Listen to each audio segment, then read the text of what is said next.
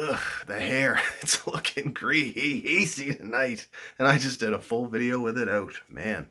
Anyway, I jumped on the Habs Unfiltered podcast with three great guys, Matt, Treg, and Blaine. You can check that out anywhere you get your pods, and they're also on YouTube now. So head over there, Habs Unfiltered, sub to them, and check out their most recent episode where I jumped in as a guest. We talked everything Habs, had a lot of fun. And of course, as usual, guys, get in on the discussion down in the comments here, and you can follow me on Twitter at SCOTIANCANADIEN. Hit that like and subscribe button if you like these videos. Cheers, guys.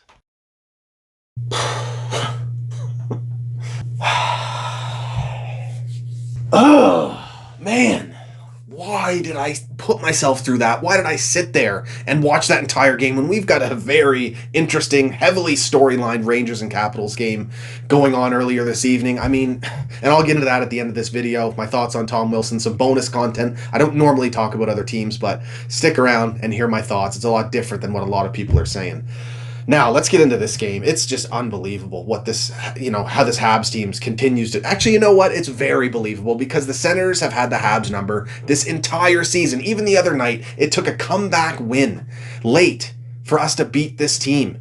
And we now finish the season with a 4-4-2 record against them. They pick up 2 more wins against us than we have on them. And full credit to the Ottawa Senators and what they're doing right now in their build and what they've accomplished this season despite not making the playoffs in terms of their team chemistry and what they're trying to accomplish. And Montreal needs to figure this out. I mean, I get it.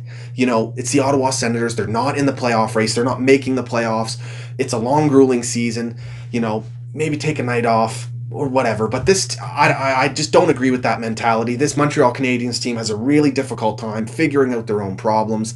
Lack of consistency again, lack of energy, starting off games slow, just defensive mistakes. And once again, full credit to the Senators. I'll get more into that later on, but this Habs team, they've got to figure themselves out, especially if they want to actually do some damage in these playoffs. For us to, have a team like the Sens in their stage of their building compared to ours continue to have our number is just frustrating. After what they've done to us continuously this season, it would have been nice for the Habs to come and send a message like the Senators did to us tonight, and what I suspected they would do if you watch my last video. At the end of their season, they showed the Habs, what to expect next season. They out-hit us 37-31, took it to us physically. Their transition game was strong. They didn't use the trap to beat us. I mean, they get, shit on a lot for that, using the trap, but honestly, for the most part this season, they haven't used it more so than any other team in the league, and they definitely haven't relied on it as much as a team like the Calgary Flames has. I mean, the Ottawa Senators are just a low-key, really good team, and I think they made it a point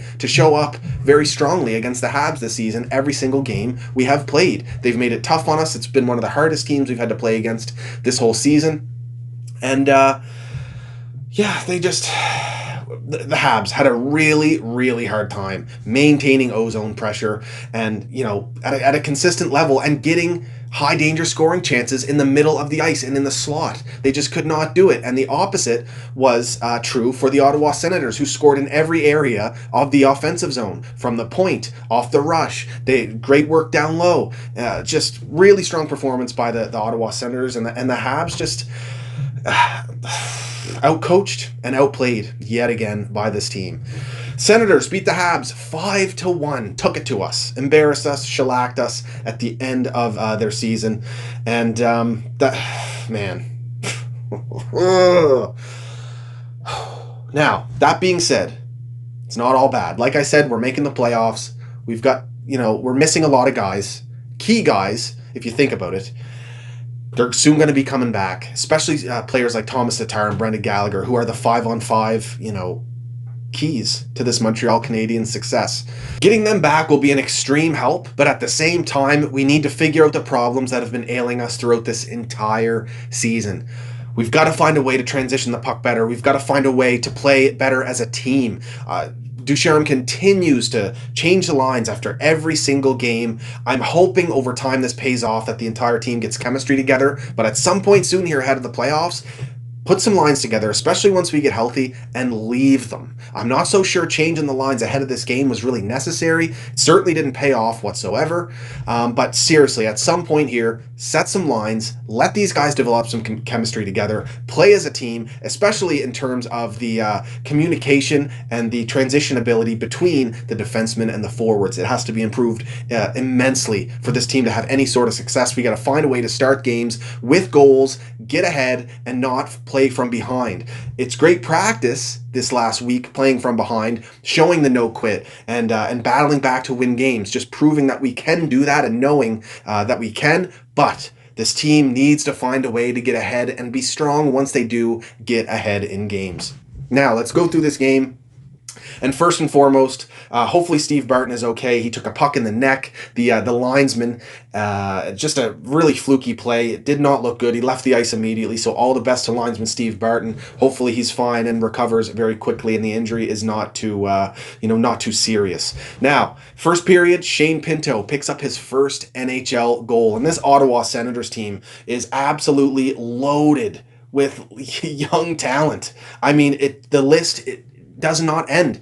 Think about it. Josh Norris, very strong two-way center who's putting up significant points, very similarly to Nick Suzuki this season. He's strong defensively as well. Then you got Shane Pinto who gets this goal for the Senators tonight, a big one for them, getting up on the board. And it was a great play too. He started it winning his puck battle down low in the corner, and eventually gets him to Artem Zub, a great pickup from the KHL for the Senators, who has continuously been really strong against the Habs this season. And Zub finds him with the rebound, and they finish off the play.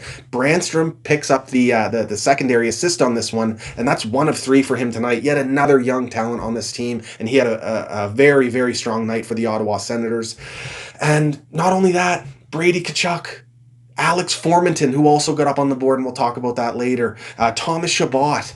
I mean, Stützle, and talented player, very young player, rookie. He's going to learn, but bud, let's lose all the head snapping when a stick comes 4 feet near your face. I mean, you're really starting to get a reputation around the league, especially with the players, but soon it'll be with the refs as well, and you're not going to get those calls if you continue to throw the head back like that. It's very frowned upon at the NHL level. Absolutely remove that out of your game, because it's been consistent with him all season. It's getting really old. He's getting the calls, and hopefully the refs soon realize that, like they do with many other players who use that tactic. Nonetheless, another strong talent for the Ottawa Senators. I'm going to be, and we're going to be as Habs fans, not too pleased watching this guy through many years in the Atlantic Division. And speaking of the Atlantic Division, Habs got to figure out this rivalry here, because the Ottawa Senators are growing fast. This young talent and the veteran leadership they're surrounded by, they're going to be going places sooner rather than later,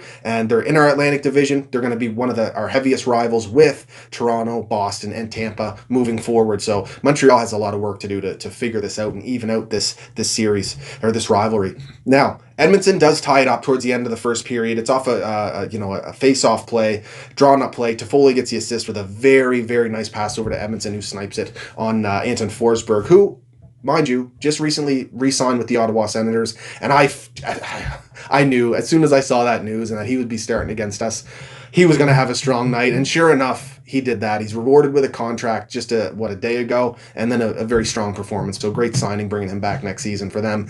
Going to the second period, it's Brady Tkachuk, and it's getting unbelievably frustrating watching this kid light the lamp continuously on the Habs. And KK, I think he had one good game against the Ottawa Senators this season. Brady Tkachuk, talented guy, very annoying goal celebrations for sure. Hard to watch. But yeah, great play. I mean, Norris and Branston pick up the assists on that one. And Brady just knows where to go. He challenges the middle of the ice, and he finds those goal-scoring areas. And then you add in the physical aspect that he has. I really hope this Kotkaniemi pick pays off. He is struggling towards the end of this season here. Now, I know it's hard to see Tkachuk doing what he's doing, but I'm still confident, and I say it every game we play the Senators, that Kotkaniemi will pan out as a very strong top 6 center that is defensively responsible with that offensive game as well. His underlying numbers are incredibly strong, 5-on-5. It's just, the season's grueling. It's wearing on him. He's a very young kid. He's just 6 months younger than Cole Caulfield, and he's in his 3rd season season in the NHL compared to Caulfield's first. So it's going to happen. He's going to grow as a player. Over time, we'll see that. What I will say, though, is I hate him at the wing. Absolutely hate him on the wing. So when we get healthy, or even before that, get him back at center. He's much more impactful. Just him at wing is just not efficient whatsoever. We saw that when Ducharme tried that just a few weeks ago. Didn't work. He's trying it again. It's still not working. Now, that said, Jake Evans has been fantastic at center, so it's hard to move him away from the ice time that he has. But, what can you do? Eric Staal and that veteran fourth line for the Habs, I mean, they're the only line that didn't get scored on tonight, surprisingly.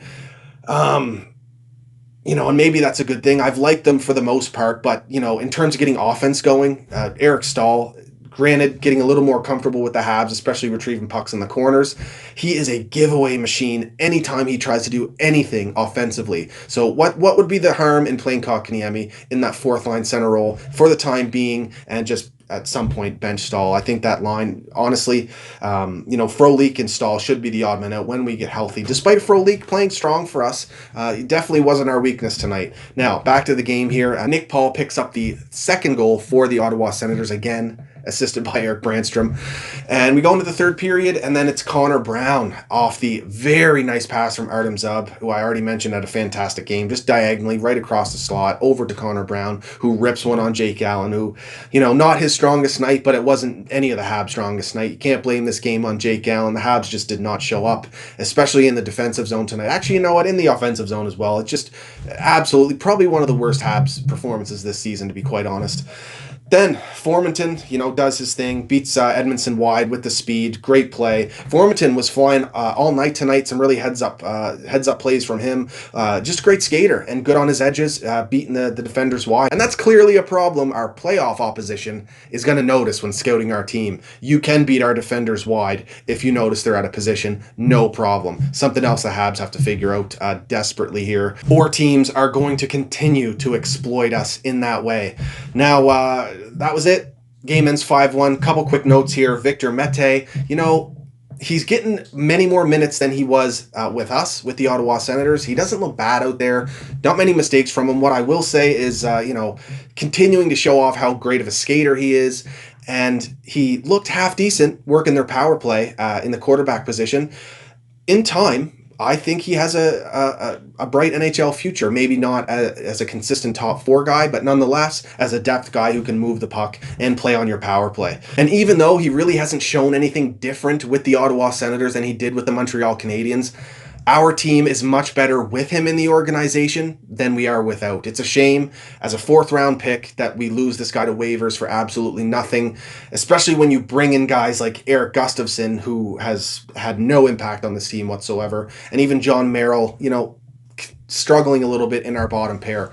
Almost would have been better off keeping Victor Mete for his ability, at the very least, to skate the puck up the ice, something that really none of our defensemen can do outside of Jeff Petrie and Brett Kulak sometimes, but that's just not good enough in today's NHL. Some stats on the night: we get outshot 34-31. We get bested in the face-off dot by an absolute mile. We struggled there mightily. Kotkaniemi was one of the only guys that finished over 50%, and of course Deneau finished around that 50% mark. But the Senators, including Brady Tkachuk, who has continuously been strong in the face-off dot despite being a winger, has really hindered our ability to do anything in that area of the game against the Ottawa Senators all season.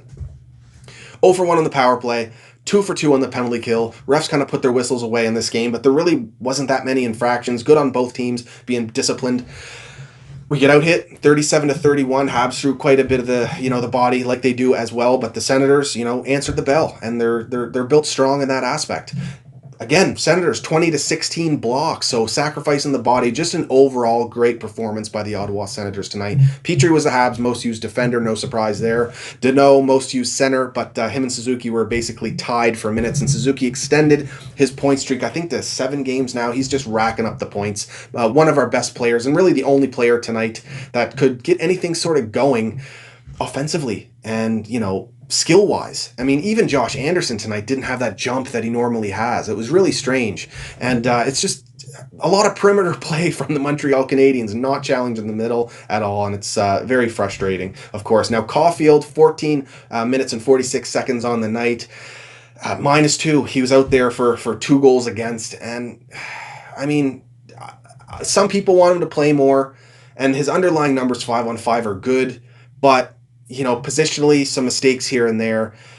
It would be nice to see him, be able to find some line mates that he can stay with consistently or complement him a little bit better and utilize him a little bit better in our forward group than we have so far. Hopefully when we get back 2 of our top 6 guys into Tatar and Gallagher, that evens out and we can, form some better lines here, especially in terms of getting Caulfield going and keeping his confidence the way it is. Now we play Toronto tomorrow night, a chance to redeem ourselves. I'm hoping the Habs show up for this one. I was hoping they showed up in the third period after the absolutely embarrassing second period they had, just no effort whatsoever, and then they, shit the bed in the third as well. So I'm going to hope that they show up tomorrow night against the Leafs. I assume they will, but I would not be surprised at this point.